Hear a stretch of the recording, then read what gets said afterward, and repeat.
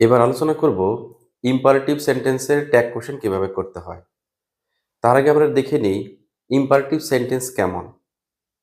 হ্যাঁ, imperative sentence হচ্ছে ওই সমস্ত সেন্টেন্স যা ভার্ব দিয়ে শুরু হয় এবং লাস্টে ফুল স্টপ থাকে। তো যেমন ওপেন দ্য গেট, এই সেন্টেন্স ভার্ব দিয়ে শুরু হয়েছে, লাস্টে ফুল স্টপ, এটা একটা ইম্পারেটিভ সেন্টেন্স। আবার ডোন্ট গো আউটসাইড, এই সেন্টেন্সটাও একটা ইম্পারেটিভ সেন্টেন্স, কারণ এটারও লাস্টে ফুল স্টপ আছে এবং প্রথমে ভার্ব দিয়ে শুরু হয়েছে। তো এই জাতীয় সেন্টেন্সের কিভাবে আমরা ট্যাগ কোশ্চেন করব, এখন সেটা নিয়ে আলোচনা করছি।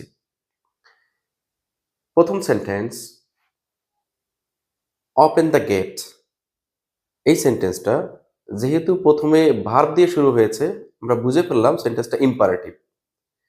ইম্পারেটিভ সেন্টেন্স হলে এর ট্যাগ হিসাবে লিখতে হবে ওন্ট ইউ অথবা উইল ইউ লেখা যেতে পারে।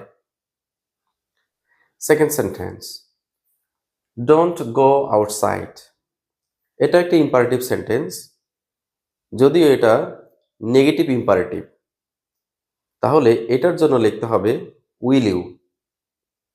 তো একটু আগে দেখেছিলাম যেটা ইম্পারেটিভ সেন্টেন্স অ্যাফার্মেটিভ, সেটার বেলায় দুটো অ্যান্সার লেখা যায়, উইল ইউ অথবা ওয়ন্ট ইউ। আর যেটা নেগেটিভ ইম্পারেটিভ, এটার বেলায় লিখতে হবে উইল ইউ। তাহলে দুটাতেই একটা কমন অ্যান্সার আছে, সেটা হচ্ছে will you. Imperative sentence affirmative হলেও উইল ইউ লেখা যাবে, আবার যদি নেগেটিভ হয় তাহলেও উইল ইউ লেখা যাবে। তাহলে আমরা একটা সিদ্ধান্ত আসতে পারলাম যে ইম্পারেটিভ সেন্টেন্স হলেই আমরা ট্যাগ হিসেবে লিখতে পারি উইল ইউ। আরও কিছু ইম্পারেটিভ সেন্টেন্স আছে, যেমন প্রথমে লেটস অথবা লেটাস দিয়ে শুরু হয়।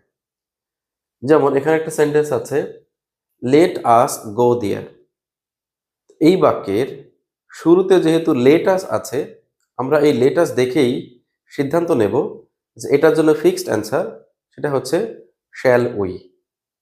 আবার যদি এমন থাকে যে লেটস হেল্প দ্য পুয়ার, এই সেন্টেন্সের প্রথমে আছে লেটস, তাহলেও অ্যান্সার লিখতে হবে শ্যাল উই।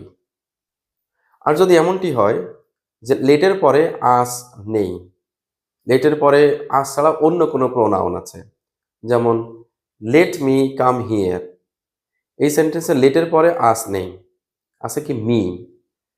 তো আস ছাড়া যে কোনো প্রোনাউনই থাক, মি, হিম, দেম, যেটাই থাক, এটা ট্যাগ কোশ্চেন হিসাবে লিখতে হবে উইল ইউ অথবা ওয়ন্ট ইউ।